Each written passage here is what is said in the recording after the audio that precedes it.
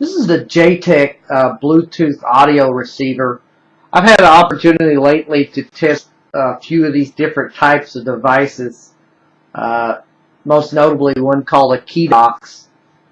And unlike the key docks, Jtech goes for more of a simplistic approach with its audio receiver.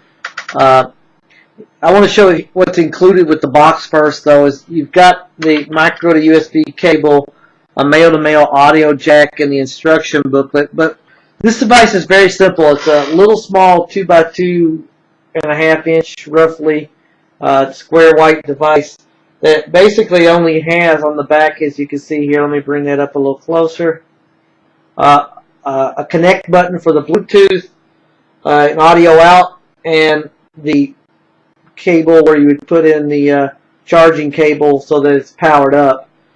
So you know, like I said, the key docks, Jtech goes for a more simplistic approach, and that's not always a bad thing. And I'm fine with the simplistic approach. At times, I do have a few issues though that keep this from being a rated higher device than what it is.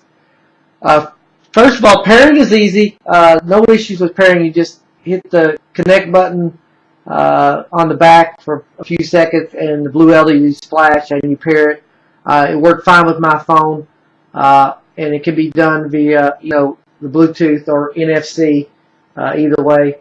I tested this again like I tested the other devices, using a pair of my speakers that I have with an audio jack, and also with the stereo.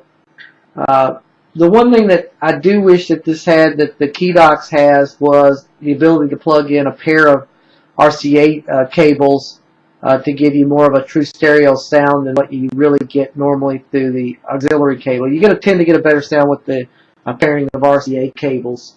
That would have done this device well here. The other thing, the range is not quite as good as the key docks. I could maybe go 15 feet or so before the devices started cutting out, unlike the key docks, which I went quite a ways, a bit further away without an issue. I didn't experience any popping like I did with the key docks, although at this point I've not been able to confirm that really happened with the key docks. It could have just been an electrical surge with these old speakers that happened at the time that I was testing. So I can't say that the key docks has that issue. I'm going to continue testing that to see, but these didn't have that issue at all. I didn't encounter that.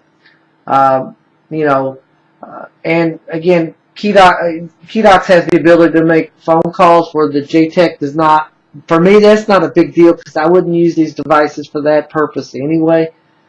So that's not a big factor in my rating. That's not what counts off here in my rating with the Jtech. The biggest problem here is the Jtech currently is at $16. The key docks, it's a little bit more feature rich. It's got a little bit better built device, I think, overall, and it's only $19. And even though the key docks is not perfect, the instruction manual really drags its rating down. It does have more features and capabilities than this Jtech device, and the Bluetooth range is way better than this device.